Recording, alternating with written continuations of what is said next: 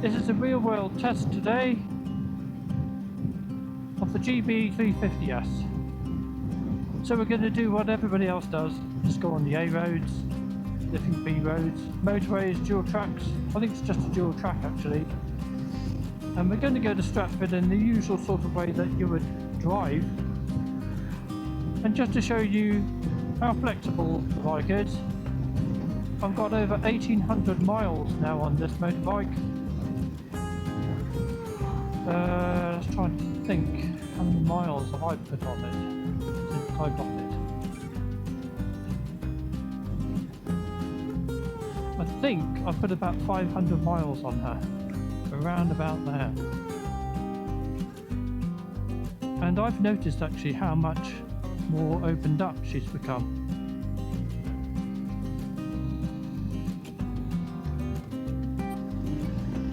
These gloves, these ride iron gloves, which I know on the Bingley Wheeler channel, I'll stick his details up here somewhere. Yeah, I got them last year, and I have to say they're actually really quite well, useful.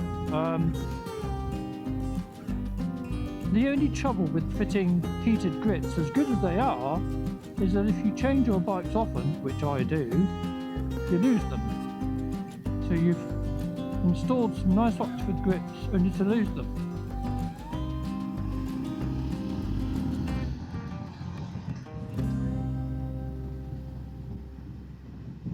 Which is a pain. So I opted for these gloves, or asked for them. But I generally found them to be very good, and they're very effective. The only slight criticism about them would be that the heat doesn't go all the way to the tips of the fingers, and that's the only thing about them. Otherwise, I think they're very good, and they're very good value for money. They've got some good armour in them, and they're waterproof.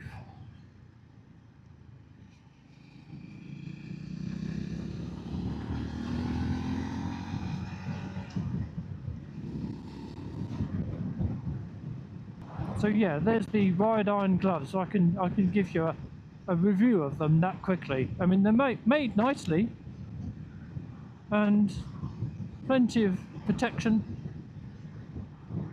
They're a bit thick in terms of feel the bike's controls, but I can feel the bike's controls. It's all good, but it's certainly it's not as good as some lightweight summer gloves, obviously. No, but they are good. They're impressive. So check them out. Definitely check them out. They're worth it. They're not, I don't think, particularly expensive. I think with the discount that on Dave's channel, I don't know, I think we got them for about £70, £80 or something. So for those of you that don't want to fit heated grips, they're a good option, very good option.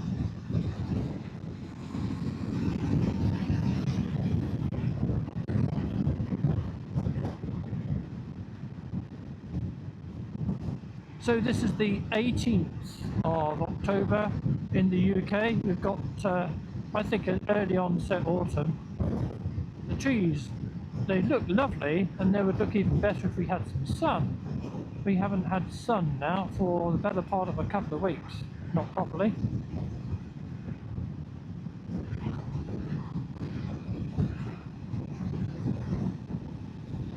So what do I think of the bike up to date then? Well, I'm very impressed with her. I really enjoy the way that she rides. She's nippy. She's got enough power to make it worthwhile. She's incredibly inexpensive to run. Good quality, and yeah, I'm quite smitten with this bike. Very impressive. It's a good machine. and I think she's definitely a keeper. Yeah, I've had so many bikes, I've heard that before, but I think she is a keeper because now I would like to, as a result of the channel success, which I'm very grateful for, thank you, I will be adding to the stable, and I've got some plans for next year to add another additional motorbike, which will hopefully bring some interest for other people to the channel.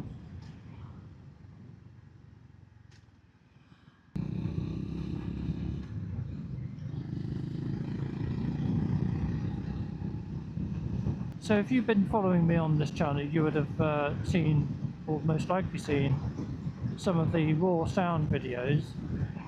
How I've got that sound is by placing the little DJI microphone into the rear bag that I've got, which captures the sound of the exhaust really nicely. The only downside, of course, is I can't narrate anything, so it'll have to be a voiceover or something of that nature. But that's fine. I have it in mind to buy another microphone in the future, and along with a little transceiver box, that means I will be able to have two microphones, not just one, which will be really useful, and I can have the narration as well as the lovely sound of the bike, which would be brilliant to be able to do that.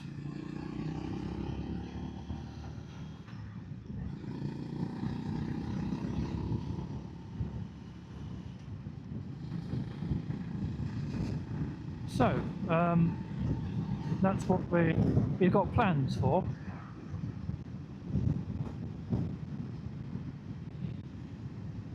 Other plans for the channel, I'm sort of committing myself to this motorbike a little bit, so the one thing which Honda seem to omit from their motorcycles regularly, even now, which is a bit odd, is a USB port, whereas the Royal Enfields, all the Chinese bikes that I know of, recently certainly, and a whole host of others, KTMs, etc., they all have the USB ports, but for some reason Honda don't include them. Of all the things, why didn't they include something which at the end of the day would only cost a few pounds more? But they don't, so what can you say? So I've purchased the OEM kit. Now I know that you can get a number of much less expensive kits. I mean, this was £42, I think, plus delivery. That was about £4, I think. Which is a lot of money for basically essentially a wire. I mean, it's not just a wire, to be fair. It is also a little module. Yeah, a little module unit. And that's also something that we fitted. So the difference between the cheaper ones is that you just get a wire, basically, and the end of the USB port, which you then cable tied to the handlebars kind of thing, which is actually perfectly good. But of course the only... Actually, I should go left here.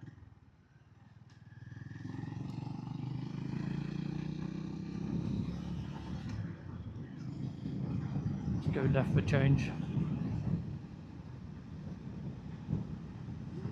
And those cables are around about anything from about £15 upwards from eBay, that sort of those places.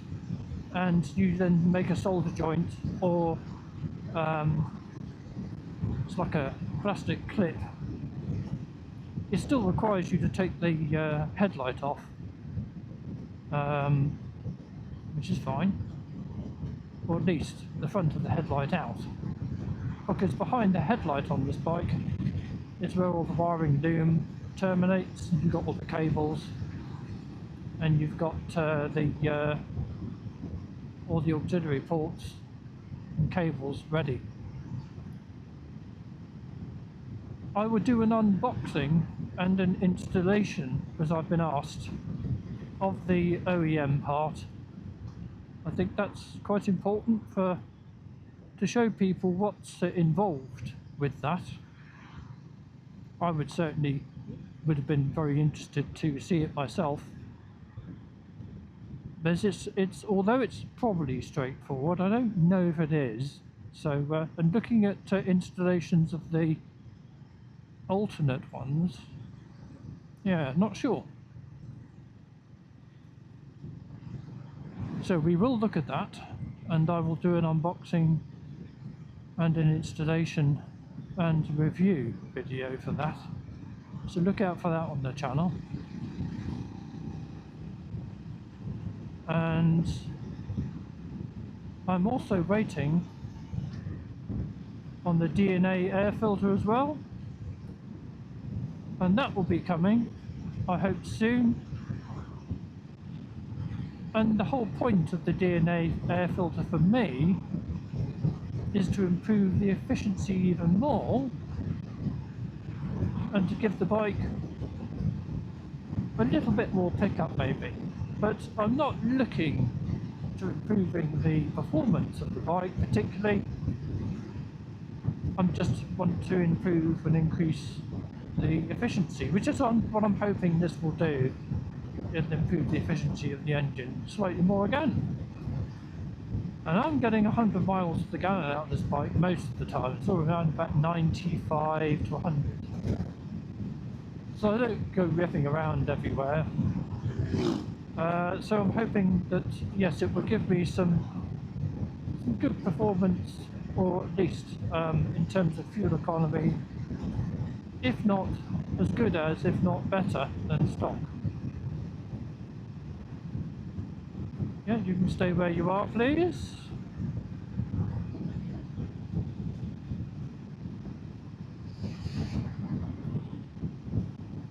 So that's something to look out for on the channel. So both the USB, that's the OEM Honda USB component, installation, review, unboxing, and also the unboxing, installation and review of the DNA air filter. And I will be brutally honest with both. And I will show you the installation process, how successful it's been, and in terms of the DNA air filter, any improvements which are perceived as well. I do gather from some Royal Enfield Classic owners that the installation of the DNA air filter doesn't really improve the performance per se, but it does improve the sound, and it gives it a much more boomy, bassy sound to the exhaust note, and of course the airbox growl is increased, which has got to be a plus point as well. I'm not one, as you know, that supports the use of antisocial sounding exhausts particularly, but I do acknowledge that having a motorcyclist noticed on the road with a noisier exhaust, I consider that a good thing, and for a lot of good reasons as well.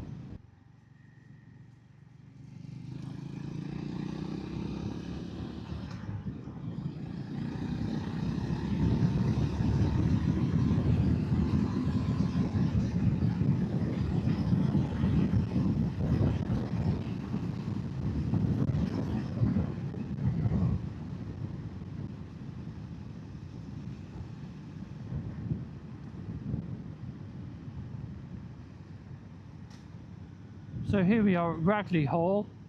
People will probably know Ragley Hall for its AVR festival.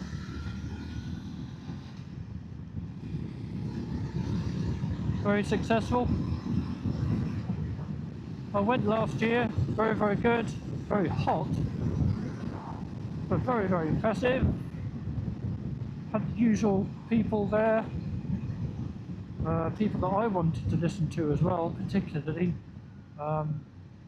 Username Kate, very impressive on her bike. Gnarly Shoemaker, Itchy Boots, Mark from Mark Travels, and a host of others.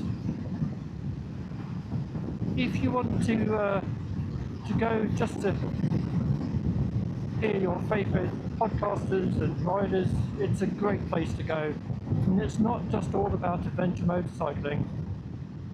There's all sorts of motorbikes there to try, but I warn you, you need to book up your test ride really early. Otherwise you won't get one.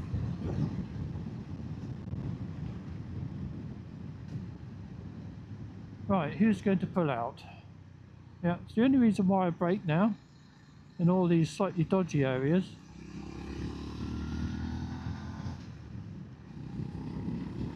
There's so many people just pull out in front of you. Has anybody noticed that in recent years? How people just, I don't know, they just pull out in front of you. Yeah, crazy, really, crazy.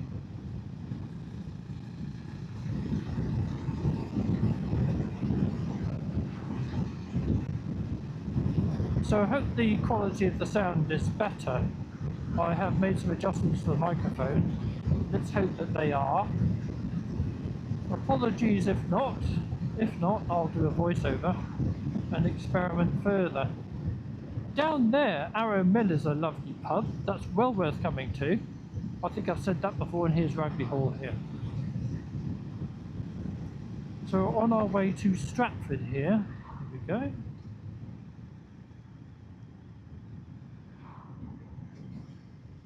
And we're going to go to the Piston Club, and this is likely to be our last ride of the year, because next week the weather forecast is looking very, very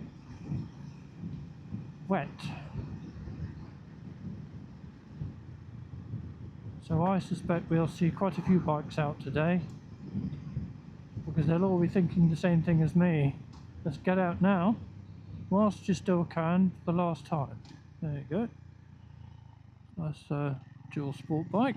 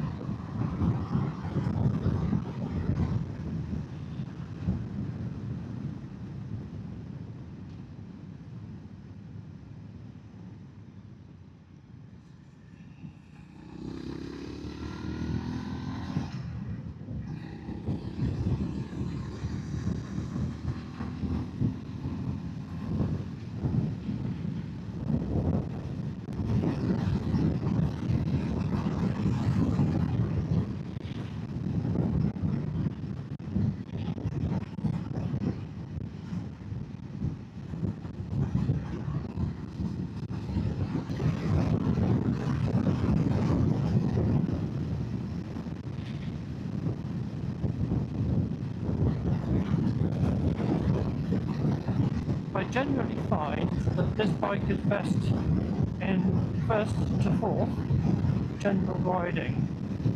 If you are going to do a long journey on a main A road or dual track, then pop it into fifth. A lot of people say this is an overdrive. I think I tend to agree. It is an overdrive, I think. There's some people that they've changed the rear sprocket. Not sure about doing that. Don't pull out.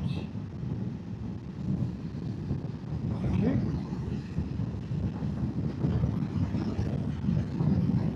I mean, if you put it into fifth, there it is, that's into fifth. I find the only issue with fifth, particularly on a level like this, is it tends to run away with you when you get up to higher speeds when you didn't intend to. Because it's quite a long gear that's going to pull out, isn't it? Okay.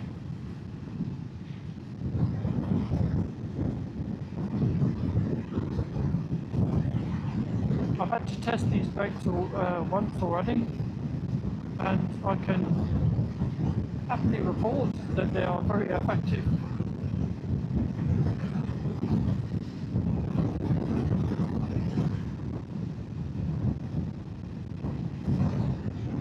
Also, there's quite a few people have been saying that the traction control isn't really necessary on a bike with 21 horsepower. Let me tell you, from something like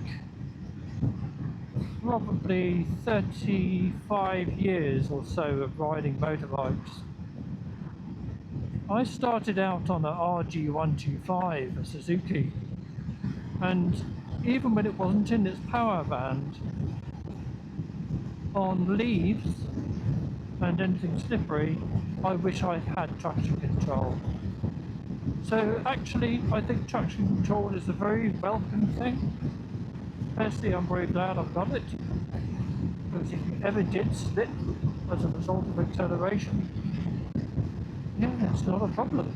The bike will react for you and respond. So I'm glad. So here we are, this is the Stag. And it's very, very busy to get in here.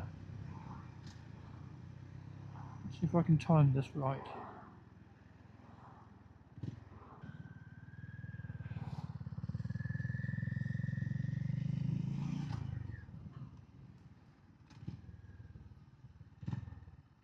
Let's see if there's anybody here today.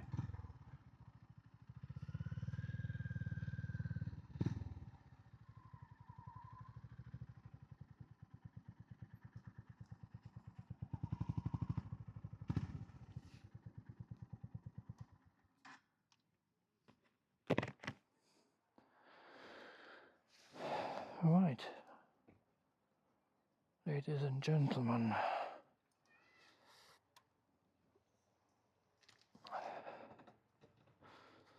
So here we have, let's turn these off.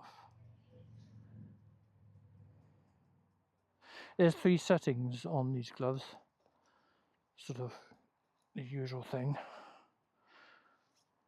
And they've got these little pull cords.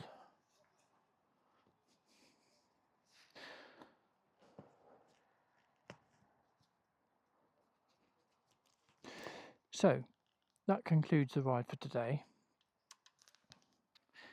Thank you very much.